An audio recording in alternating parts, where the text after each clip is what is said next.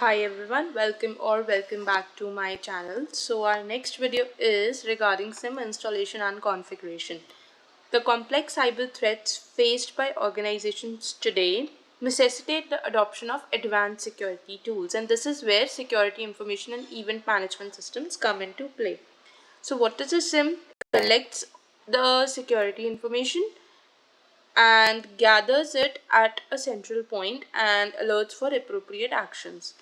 And its proper installation and configuration is essential so that it functions successfully. First, the technical needs of the system must be accurately evaluated, and the next steps include properly distributing the system's data collection agents, integrating log sources, and normalizing log formats. And once its setup is completed, we need to configure the system correctly. So event correlation, the definition of alarms, warnings, reporting, and dashboard configuration is done at this step. And about SIM installation and configuration, this process may vary depending on the needs of the organization and the SIM product that is used. However, generally there are various approaches. The preliminary is we need to define the technical requirements.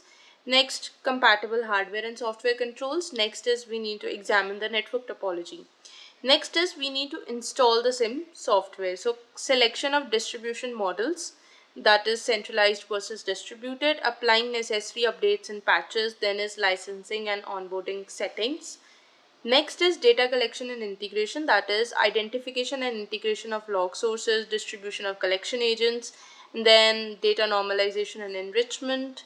Configuration involves creating log correlation rules, alerts and alarm settings, reporting and dashboard configurations, optimization and fine tuning. Then is performance monitoring, reviewing alarm sensitivity settings, management of system updates and patches.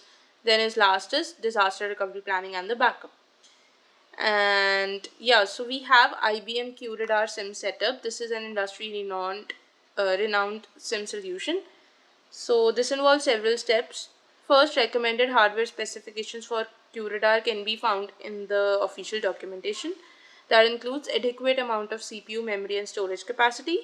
The performance of server on which the installation is made depends on the amount of logs that needs to be processed. So minimum resource requirement is 8-core CPU, 16 GB RAM, and 300 GB disk space. Then is software requirements, a specific operating system.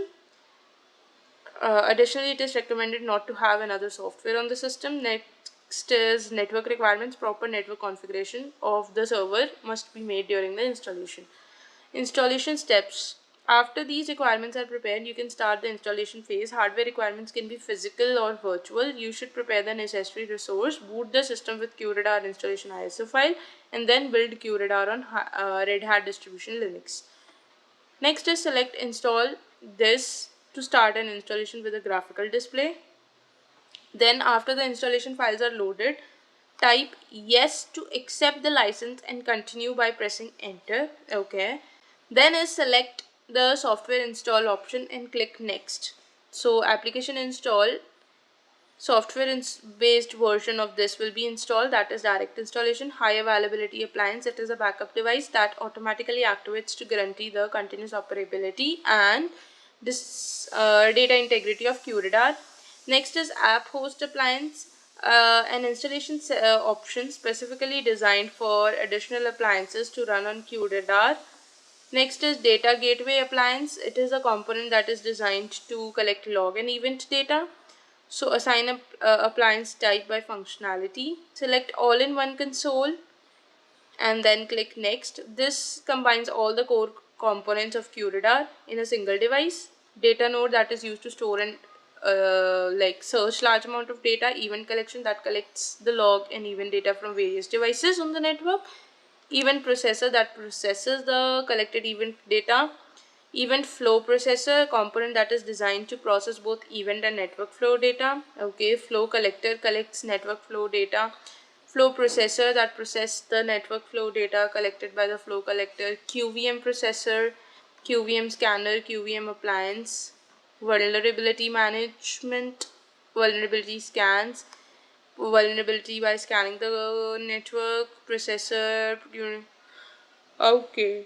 So select the normal installation option, date and time, server IP address, select the country for the time zone, select a city or a region, then IP version and config settings, management interface, enter the hostname IP, netmask, gateway and DNS addresses, create the admin password of the server, then root password of the server.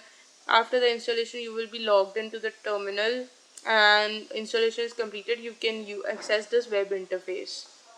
Great. And after the first login, you need to change the password of the admin user. You need to accept the license. A default dashboard will be displayed like this. In the part of training, we have covered a sample installation of QRadar SIM. Then what to do after SIM installation, we will do in the next. So which Linux distribution does IBM QRadar run on by default? Red Hat,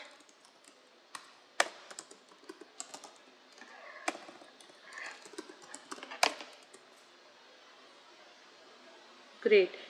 So I guess we should solve the next lecture here in this video only. To-do list after SIM installation. The license key must be added before running QRadar to activate all the features, right? So you can define the configuration QRadar, admin, system configuration, system and license management.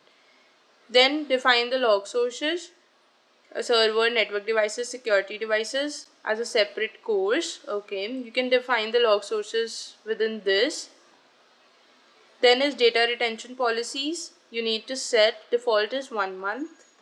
User and role management. You should restrict user actions. User management. Okay. This is the user roles. Network hierarchy definitions. Network hierarchy that reflects the network structure of your organization. So you should also set that. Updates and patches. Regularly keep your version QRadar up to date and apply all the security patches. Next is email server settings. You can follow the steps for below to configure email settings in IBM QRadar. Next, QRadar will also send alarms via the SMTP server configured. Okay, then you can group the log sources, security events or log sources of a specific type or a source. Adding a log source to the group like this.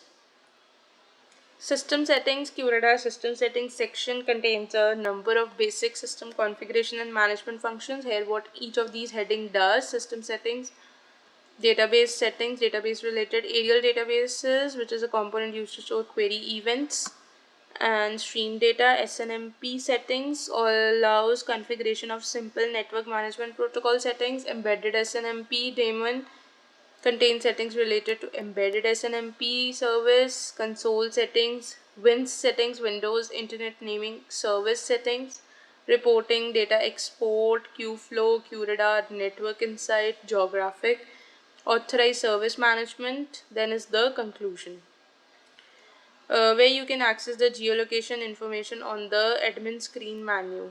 Geolocation, geographic information and helps in geographical threats on the admin screen menu, where you can access this on the system settings.